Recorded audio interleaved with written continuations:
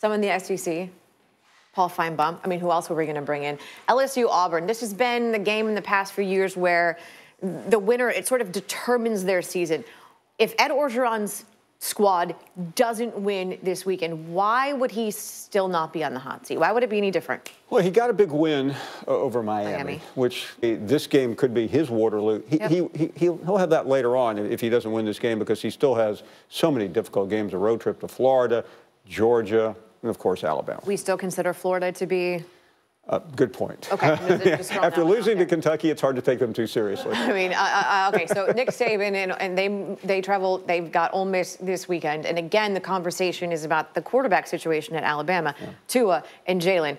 Do you think his future at the quarterback position is long-term? Well, I think, he's clearly a backup. I mean, Tua is not only the #1 quarterback, but he's a Heisman candidate. He's playing at a level that we have not seen at Alabama in many places for a while. So, okay, the other big game this weekend, and it's particularly a big game for Ohio State. They have to take on TCU. This is the final game without Urban Meyer.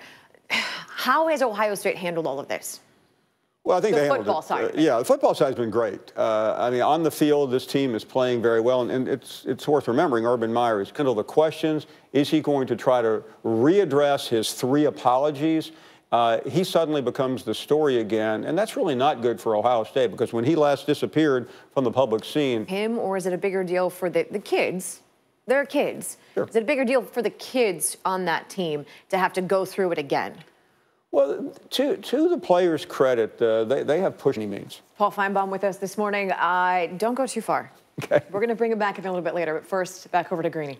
Get over here. What are you doing over there? I got to do a fundamental. If nothing else, we need the body heat. I was still scratching my head about the burner account. All right, so we are 1 week into the National Football League season, and I have a fundamental list this morning that will highlight for you the 5 best teams in the National Football League right now. The 5 best performances in week 1. How high do you have the Jets?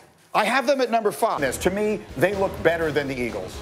Right now, yeah, I mean, they have maybe the closest thing to unstoppable offensively that we have in the National Football League. We need to go to the other side of the ball, though. The defense, to me, is still a question mark. They're throwing on defensive players in the NFL. I don't think you have to play defense to win in the National Football League this year. You're not allowed to hit the quarterback. So I think that the best offense wins, and the Chiefs have the best offense in the sport. But number 1, to me, the most impressive performance of the entire weekend was New England. But I'm like, where's Minnesota? Wait a minute, Jay, I'm looking at all these teams. I'm like, okay, New England, okay, Los Angeles, Philly.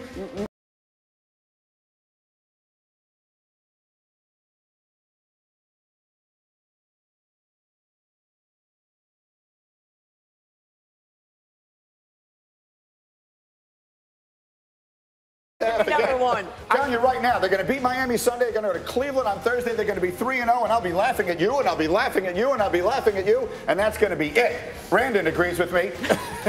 He knows everything. He's got one. He's got one in agreement. 15 years ago last night, I was hoping to see the Red Sox and the Yankees at the old Yankee Stadium, but the rain that had fallen all day didn't really let up much, so they called the game.